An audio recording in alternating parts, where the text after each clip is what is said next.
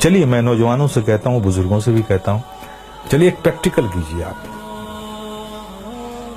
آپ صرف 1 مہینہ, only 1 month نماز کو قائم رکھیے. کچھ بھی ہو جائے, ٹرین چھوٹتی ہے چھوٹ جائے, گاڑی چھوٹتی ہے چھوٹ جائے, کچھ بھی ہو جائے, لیکن نماز مت چھوڑیے. میں پریکٹیکل بات کہہ رہا ہوں. 1 مہینہ اس پر قائم رہیے, پھر 1 مہینے کے بعد نماز خود ہی آپ کو نہیں چھوڑے گی. آپ کر کے تو دیکھو یار, کر کے تو دیکھو میرے پیارے, پھر دیکھو کیا لطف آتا ہے. آج تمہیں سایہ بھی ڈرا رہا ہے نا, سایہ سے بھی ڈر لگ رہا ہے نا, نماز کو اپنے سینوں سے لگا دو. خدا کی قسم ظلم و تشدد کی کیسی ہوئی آندھیاں بھی چلیں گی نا, اس سے بھی خوف نہیں آئے گا تمہیں. جو بندہ 5 وقت اپنے رب کی بارگاہ میں حاضر رہتا ہو.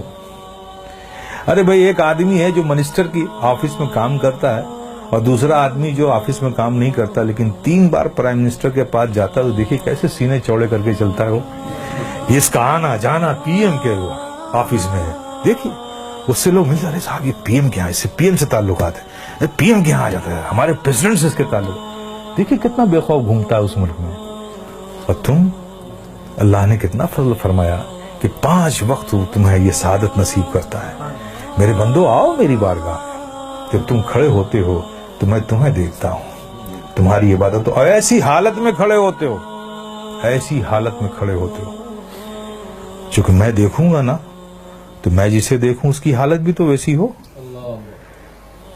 پیارے آقا صلی اللہ علیہ وسلم ارشاد فرماتے ہیں کہ رب نے فرمایا, جب ایک بندہ نماز کے لیے مسجد میں جاتا ہے اور نماز کے لیے وہ کھڑا ہوتا ہے, تو کھڑے ہونے سے پہلے رب فرماتا ہے فرشتوں سے, اے فرشتوں, اس کے اندر جتنے گناہ ہیں نا وہ اس سے جدا کر لو, نکال دو, اور سارے گناہوں کو الگ کر دو اس سے. فرشتے اس کے سارے گناہ نکال لیتے ہیں.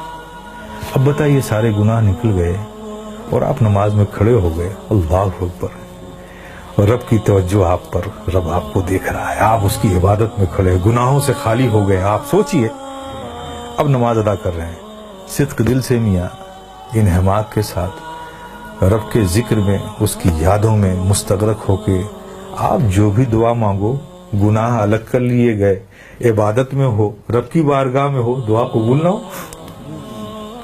لیکن دیکھیے ہماری مادیت کا اثر دیکھیے کہ وہاں بھی ہمارا ذہن بھٹکتا رہتا ہے. آپ سمجھ رہے نا. پھر اس کے بعد کیا ہوتا ہے, جب وہ بندہ نماز سے فارغ ہوتا ہے, کتنی بڑی نعمت ہے آپ سوچو. نماز سے فارغ ہوتا ہے تو فرشتے پوچھتے ہیں, مولا وہ جو نماز سے پڑھنے سے پہلے اس کے گناہ الگ کیے تھے, وہ جو سب رکھے ہوئے ہیں الگ اس سے, یہ نماز سے فارغ ہو گیا, اب اس کا کیا کروں, اب اس کا کیا کروں. تو رب فرماتا ہے, جب تم نے الگ کر لیا ہے تو الگ ہی رہنے دو. آئے ہائے, کتنی بڑی نعمت سے ہم محروم ہو رہے ہیں خدا کی قسم ہیں. اس لیے میرے عزیز, میرے پیارے, یہ بہت بڑی نعمت ہے, بہت بڑی نعمت.